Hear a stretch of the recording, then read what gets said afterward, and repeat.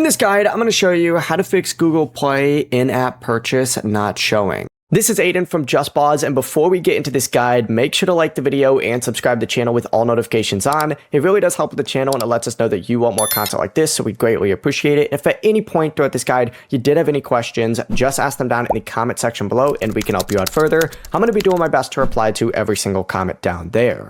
First things first, make sure that you are signed into the same Google account that you used to make the purchase, and then fully close out of the app or game and reopen it and check whether the purchase appears.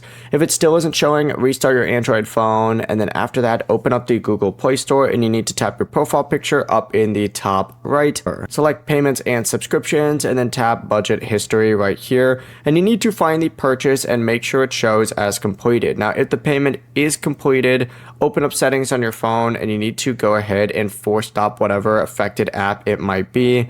You should also make sure that the app is updated from the Play Store, and if it's still missing, look inside the app for a restore purchases option if one is available. If none of that works, contact the app developer with your Google Play order information. They can restore or verify the purchase. Before you do leave, make sure to like the video and subscribe to the channel with all notifications on. It really does help with the channel and it lets us know that you want more content like this. We'd greatly appreciate it. And if at any point throughout this guide you did have any questions, just ask them down in the comment section below and we can help you out further. I'm going to be doing my best to reply to every single comment down there. Peace.